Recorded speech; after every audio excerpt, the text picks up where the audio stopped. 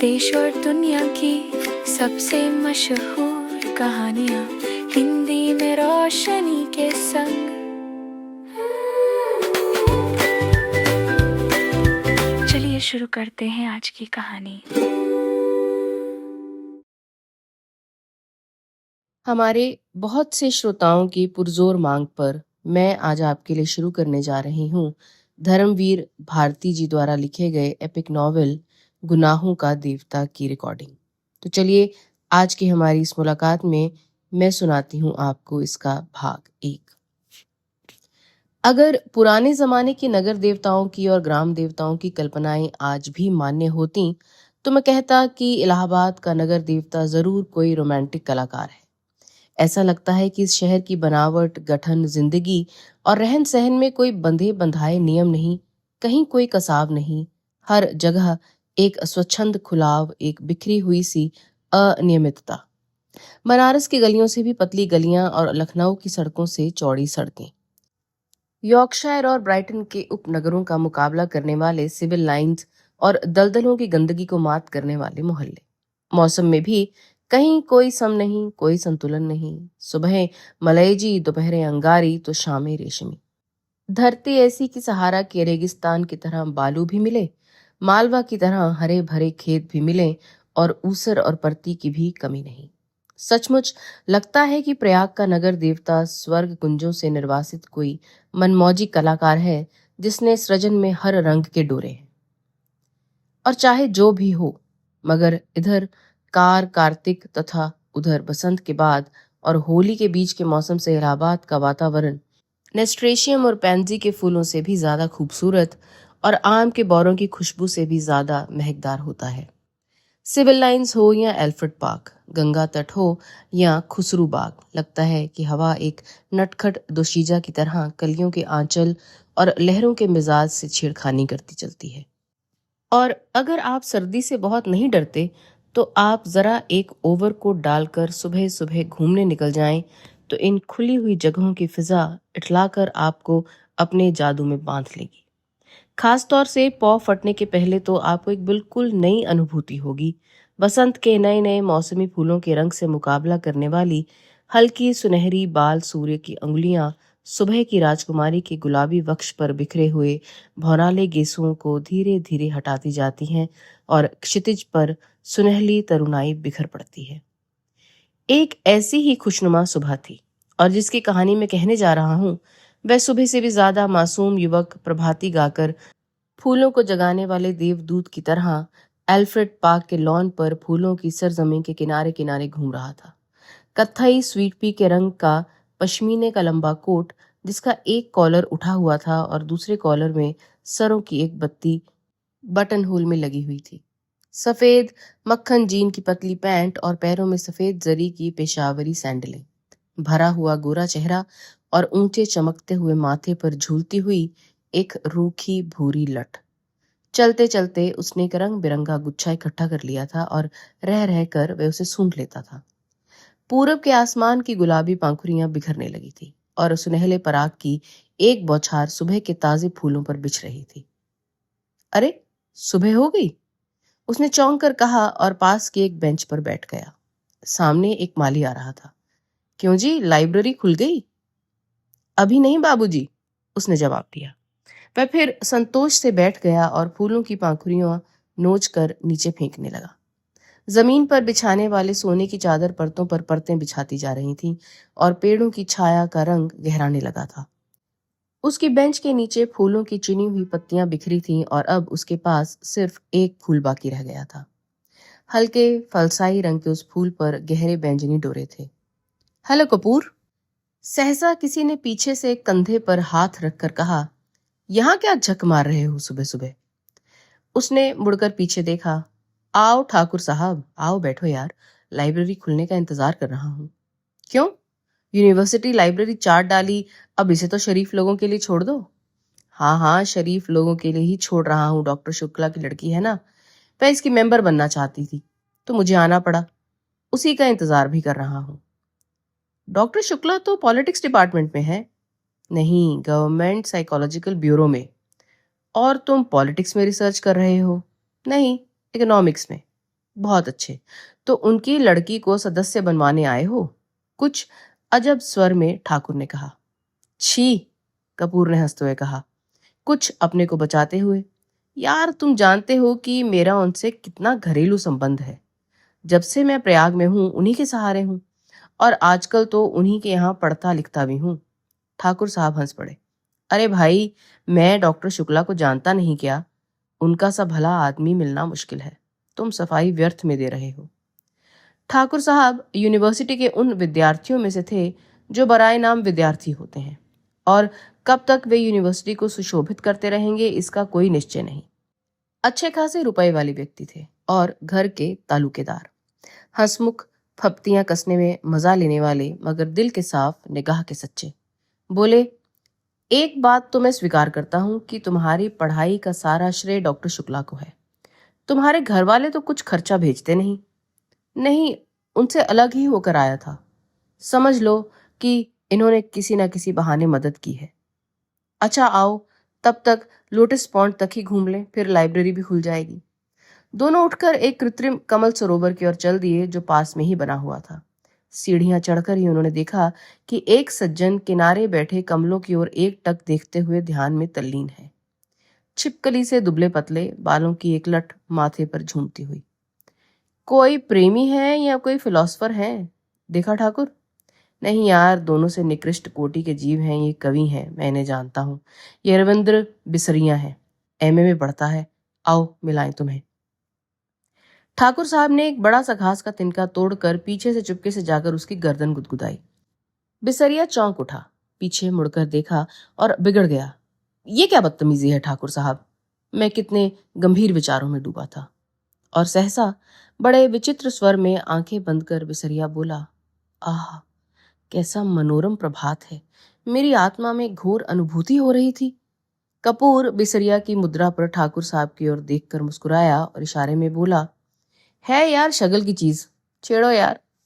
ठाकुर साहब ने तिनका फेंक दिया और बोले, माफ करना भाई बिसरिया, बात यह है कि हम लोग कवि तो है नहीं, इसलिए समझ नहीं पाते। क्या सोच रहे थे तुम? बिसरिया ने आंखें खोली और एक गहरी सांस लेकर बोला, मैं सोच रहा था कि आखिर प्रेम क्या होता है, क्यों होता है, कविता क्यों लिखी जाती है, फिर कविता के संग्रह उतने क्यों नहीं बिकते जितने उपन्यास या कहानी संग्रह। बात तो गंभीर है, कपूर बोला। जहां तक मैंने समझा और पढ़ा है, प्रेम एक तरह की बीमारी होती है, मानसिक बीमारी, जो मौसम बदलने के दिनों में होती है। मसलन कार्तिक या फागुन चैत में उसका संबंध रीढ़ की हड्डी से होता है, और कविता एक तरह का सान्निपात होता है। मेरा मतलब आप समझ रहे हैं ना मिस्टर सिवरिया? सिवरिया नहीं, बिसरिया, ठाकुर साहब ने टोका। बिसरिया ने कुछ उजलत, कुछ परेशानी और कुछ गुस्से से उनकी ओर देखा और बोला, क्षमा कीजिएगा, आप या तो फ्राइडवादी हैं या प्रगतिवादी, और आपके विचार सर्वदा विदेशी हैं। मैं इस तरह के विचारों से घृणा करता हूं। कपूर कुछ जवाब देने ही वाला था कि ठाकुर साहब बोले, अरे भाई, बेकार उलझ गए तुम लोग, पहले परिचय तो कर लो आपस में। ये हैं श्री चंद्र कुमार कपूर, विश्वविद्यालय में रिसर्च कर रहे हैं, और आप हैं श्री रविंद्र बिसरिया, इस वर्ष एमए में बैठ रहे हैं। बहुत अच्छे कवि हैं। कपूर ने हाथ मिलाया और फिर गंभीरता से बोला, क्यों साहब, आपको दुनिया में और कोई काम नहीं रहा जो आप कविता करते हैं? बिसरिया ने ठाकुर साहब की ओर देखा और बोला, ठाकुर साहब, ये मेरा अपमान है, मैं इस तरह के सवालों का आदी नहीं हूं, और उठ खड़ा हुआ। अरे बैठो बैठो, ठाकुर साहब ने हाथ खींचकर बिठा लिया। देखो, कपूर का मतलब तुम समझे नहीं। उसका कहना यह है कि तुम में इतनी प्रतिभा है कि लोग तुम्हारी प्रतिभा का आदर करना नहीं जानते, इसलिए उन्होंने सहानुभूति में तुमसे कहा कि तुम और कोई काम क्यों नहीं करते, वरना कपूर साहब तुम्हारी कविता के बहुत शौकीन हैं, मुझसे बराबर तारीफ किया करते हैं। बिसरिया पिघल गया और बोला, क्षमा कीजिएगा, मैंने गलत समझा।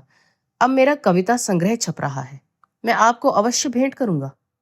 और फिर बिसरिया ठाकुर साहब की ओर मुड़कर बोला, अब लोग मेरी कविताओं की इतनी मांग करते हैं कि मैं परेशान हो गया हूं। अभी कल त्रिवेणी के संपादक मिले, कहने लगे अपना चित्र दे दो। मैंने कहा कि कोई चित्र नहीं है, तो पीछे पड़ गए। आखिरकार मैंने आइडेंटिटी कार्ड उठाकर दे दिया। वाह, कपूर बोला, मान गए आपको हम। तो आप राष्ट्रीय कविताएं लिखते हैं या प्रेम की?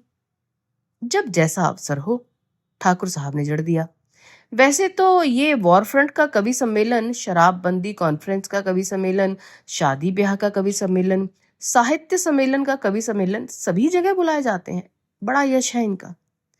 बिसरिया ने प्रशंसा से मुग्ध होकर देखा, मगर फिर एक गर्व का भाव मुंह पर लाकर गंभीर हो गया।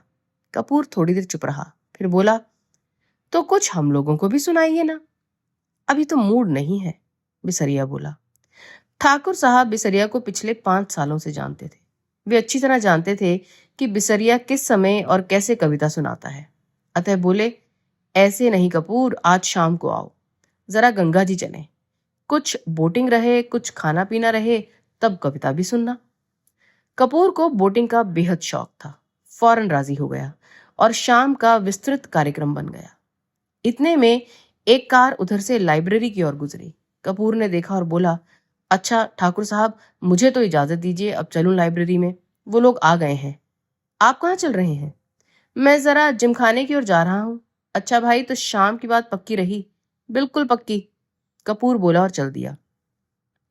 लाइब्रेरी के पोर्टिको में कार रुकी थी और उसके अंदर ही डॉक्टर साहब की लड़की बैठी थी। क्या सुधा, अंदर क्यों बैठी हो? तुम्हें ही देख रही थी चंदर। और वे उतर आई। दुबली पतली नाटी सी साधारण सी लड़की, बहुत सुंदर नहीं, केवल सुंदर, लेकिन बातचीत में बहुत दुलारी। चलो अंदर चलो, चंदर ने कहा। वह आगे बढ़ी, फिर ठिठक गई और बोली, चंदर, एक आदमी को 4 किताबें मिलती हैं। हाँ क्यों? तो उसने बड़े भोलेपन से मुस्कुराते हुए कहा, तो तुम अपने नाम से मेंबर बन जाओ और 2 किताबें हमें दे दिया करना, बस, ज्यादा काम क्या करेंगे? नहीं, चंदर हंसा, तुम्हारा तो दिमाग खराब है, खुद क्यों नहीं बनती मेंबर? नहीं, हमें शर्म आती है, तुम बन जाओ मेंबर हमारी जगह पर, पगली कहेंगी। चंदर ने उसका कंधा पकड़कर आगे ले चलते हुए कहा, वाह रे शर्म, अभी कल ब्याह होगा तो कहना हमारी जगह तुम बैठ जाओ चंदर। कॉलेज में पहुंच गई लड़की, अभी शर्म नहीं छूटती इसकी, चल अंदर।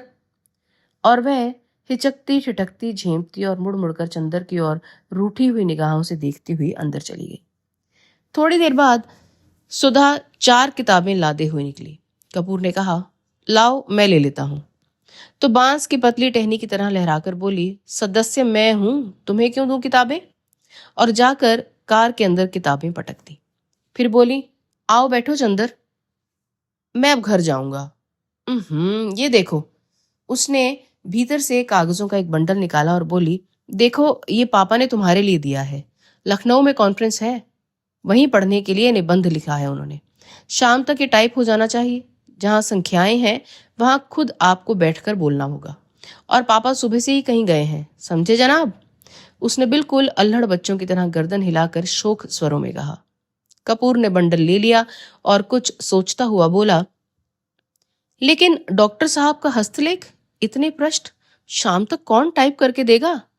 इसका भी इंतजाम है। उसने अपने ब्लाउज में से एक पत्र निकालकर चंदर के हाथ में देते हुए कहा, ये कोई पापा की पुरानी ईसाई छात्रा है, टाइपिस्ट, इसके घर मैं तुम्हें पहुंचाए देती हूँ। मुखर्जी रोड पर रहती है ये, उसी के यहाँ टाइप करवा लेना और एक खत उसे दे देना। लेकिन अभी मैंने चाय नहीं पी। समझ गए, अब तुम सोच रहे होगे कि इसी बहाने सुधा तुम्हें चाय भी पिला देगी। तो मेरा काम नहीं है जो मैं चाय पिलाऊं, पापा का काम है ये। चलो आओ। चंदर आकर भीतर गाड़ी में बैठ गया और किताबें उठाकर देखने लगा। अरे, 4 कविता की किताबें उठा लाई, समझ में आएंगी तुम्हारे? क्यों सुधा? नहीं, चिढ़ाते हुए सुधा बोली, तुम कहो, तुम्हें समझा दें? इकोनॉमिक्स पढ़ने वाले क्या जाने साहित्य। अरे मुखर्जी रोड पर ले चलो ड्राइवर, चंदर बोला। इधर कहाँ चल रहे हो? नहीं, पहले घर चलो, सुधा बोली, चाय पी लो तब जाना। नहीं, मैं चाय नहीं पीऊंगा, चंदर बोला। चाय नहीं पीऊंगा? वाह वाह। सुधा की हंसी में दूधिया बचपन छलक उठा। मुंह तो सूख कर गोभी हो रहा है, चाय नहीं पियेंगे। बंगला आया तो सुधा ने महाराजिन से चाय बनाने के लिए कहा और चंदर को स्टडी रूम में बिठाकर प्याले निकालने के लिए चल दी। भाग 2। वैसे तो ये घर, ये परिवार चंद्र कपूर का अपना हो चुका था जब से वह अपनी माँ से झगड़कर प्रयाग भाग आया था पढ़ने के लिए। यहाँ आकर बीए में भर्ती हुआ था और कम खर्च के ख्याल से चौक में एक कमरा लेकर रहता था। तभी डॉक्टर शुक्ला उसके सीनियर टीचर थे और उसकी परिस्थितियों से अवगत थे। चंदर की अंग्रेजी बहुत ही अच्छी थी और डॉक्टर शुक्ला उससे अक्सर छोटे छोटे लेख लिखवा कर पत्रिकाओं में भिजवाते थे। उन्होंने कई पत्रों के आर्थिक स्तंभ का काम चंदर को दिलवा दिया था और उसके बाद चंदर के लिए डॉक्टर शुक्ला का स्थान अपने संरक्षक और पिता से भी ज्यादा हो गया था। चंदर शर्मीला लड़का था, बेहद शर्मीला। कभी उसने यूनिवर्सिटी के वजीफे के लिए भी कोशिश ना की थी। लेकिन जब बीए में वह सारी यूनिवर्सिटी में सर्वप्रथम आया, तब स्वयं इकोनॉमिक्स विभाग ने उसे यूनिवर्सिटी के आर्थिक प्रकाशनों का वैतनिक संपादक बना दिया था। एमए में भी वह सर्वप्रथम आया और उसके बाद उसने रिसर्च ले ली।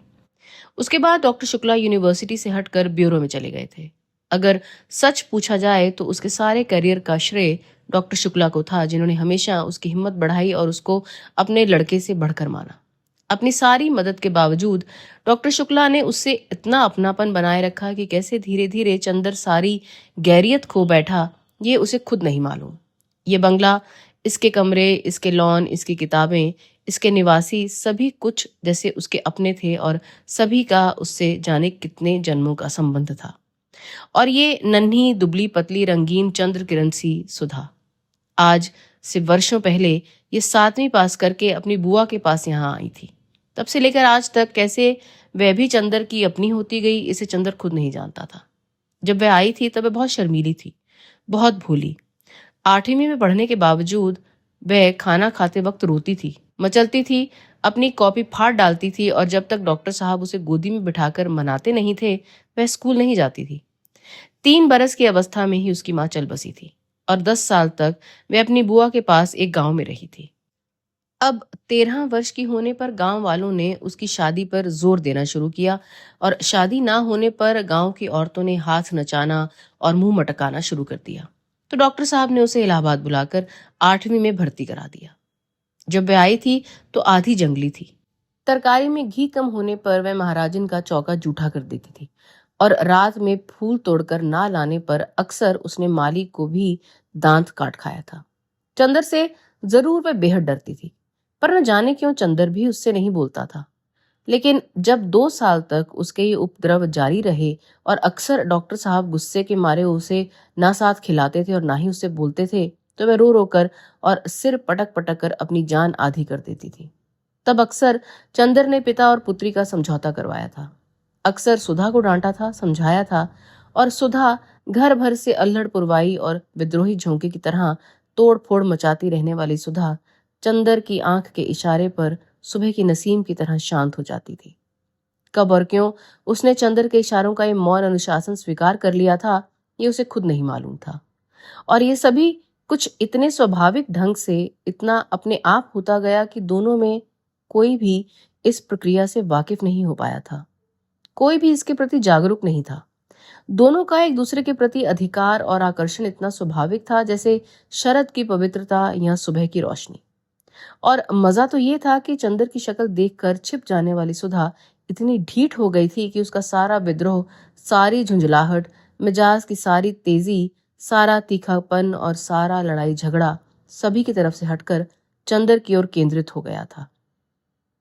वह विद्रोहिनी अब शांत हो गई थी, इतनी शांत, इतनी सुशील, इतनी विनम्र, इतनी मिष्ट भाषिनी कि सभी को देखकर ताज्जुब होता था। लेकिन चंदर को देखकर जैसे उसका बचपन फिर लौट आता था और जब तक वह चंदर को खिजाकर, छेड़कर लड़ नहीं लेती थी, उसे चैन नहीं पड़ता था। अक्सर दोनों में अनबोला रहता था। लेकिन जब 2 दिन तक दोनों मुंह फुलाए रहते थे और डॉक्टर साहब के लौटने पर सुधा उत्साह से उनके ब्यूरो का हाल नहीं पूछती थी और खाते वक्त दुलार नहीं दिखाती थी, तो डॉक्टर साहब फौरन पूछते थे, क्या चंदर से लड़ाई हो गई क्या? फिर वह मुंह फुलाकर शिकायत करती थी। और शिकायतें भी क्या क्या होती थी। चंदर ने उसकी हेड मिस्ट्रेस का नाम एलिफेंटा रखा था, या चंदर ने उसको डिबेट के भाषण के पॉइंट नहीं बताए, या चंदर कहता है कि सुधा की सखियां कोयला बेचती हैं। और जब डॉक्टर साहब कहते कि वह चंदर को डांट देंगे तो वह खुशी से फूल उठती और चंदर के आने पर आंखें नचाती हुई चिढ़ाती, कहो कैसी डांट पड़ी। वैसे सुधा अपने घर की पुरखिन थी। किस मौसम में कौन सी तरकारी पापा को माफिक पड़ती है, बाजार में चीजों का क्या भाव है, नौकर चोरी तो नहीं करता, पापा कितने सोसाइटियों के मेंबर हैं, चंदर के इकोनॉमिक्स के कोर्स में क्या है, ये सभी उसे मालूम था। मोटर या बिजली बिगड़ जाने पर वह थोड़ी बहुत इंजीनियरिंग भी कर लेती थी। और मातृत्व का अंश तो उसमें इतना था कि हर नौकर और नौकरानी उससे अपना सुख दुख कह देते थे। पढ़ाई के साथ साथ घर का सारा कामकाज करते हुए उसका स्वास्थ्य भी कुछ बिगड़ गया था और अपनी उम्र के हिसाब से कुछ अधिक शांत, संयम, गंभीर और बुजुर्ग थी। मगर अपने पापा और चंदर, इन दोनों के सामने हमेशा उसका बचपन इठलाने लगता था। दोनों के सामने उसका हृदय उन्मुक्त था और स्नेह बाधाहीन। लेकिन हाँ, एक बात थी, उसे जितना स्नेह और स्नेह भरी फटकारें और स्वास्थ्य के प्रति चिंता अपने पापा से मिलती थी, वह सब बड़े निस्वार्थ भाव से वह चंद्र को दे डालती थी। खाने पीने की जितनी परवाह उसकी पापा उसकी रखते थे, ना खाने पर या कम खाने पर उसे जितने दुलार से फटकारते थे, उतना ही ख्याल वह चंद्र का रखती थी। और स्वास्थ्य के लिए जो उपदेश उसे पापा से मिलते थे, वह उसे और भी स्नेह से पाक कर चंद्र को दे डालती थी। चंदर कै बजे खाना खाता है, यहाँ से जाकर घर पर कितनी देर पढ़ता है, रात को सोते वक्त दूध पीता है या नहीं, इन सब का लेखा जोखा उसे सुधा को देना पड़ता है। और जब कभी उसने खाने पीने में कोई कमी की तो उसे सुधा की डांट खानी ही पड़ती थी। पापा के लिए सुधा अभी बच्ची थी और स्वास्थ्य के मामले में सुधा के लिए चंदर अभी बच्चा था। और कभी कभी तो सुधा की स्वास्थ्य चिंता इतनी ज्यादा हो जाती थी कि चंदर बेचारा जो खुद तंदुरुस्त था, घबरा उठता था। एक बार सुधा ने कमाल कर दिया। उसकी तबीयत खराब हुई और डॉक्टर ने उसे लड़कियों का एक टॉनिक पीने के लिए बताया। इम्तिहान में जब चंदर कुछ दुबला सा हो गया तो सुधा अपनी बची हुई दवा ले आई और लगी चंदर से जिद करने कि पियो इसे। जब चंदर ने किसी अखबार में उसका विज्ञापन दिखाकर उसे बताया कि ये लड़कियों के लिए है, तब कहीं जाकर उसकी जान बची। इसलिए जब आज सुधा ने चाय के लिए कहा तो उसकी रूह कांप गई, क्योंकि जब कभी सुधा चाय बनाती थी तो प्याले के मुंह तक दूध भरकर उसमें 2-3 चम्मच चाय का पानी डाल देती थी। और अगर उससे ज्यादा स्ट्रांग चाय की मांग की तो उसे खालिस दूध पीना पड़ता था, और चाय के साथ फल और मेवा और खुदा जाने क्या क्या। और उसके बाद सुधा का इसरार, ना खाने पर सुधा का गुस्सा, और उसके बाद की लंबी चौड़ी मनोहार, इन सब से चंदर बहुत घबराता था। लेकिन जब सुधा उसे स्टडी रूम में बिठाकर जल्दी से चाय बना लाई तो उसे मजबूर होना पड़ा।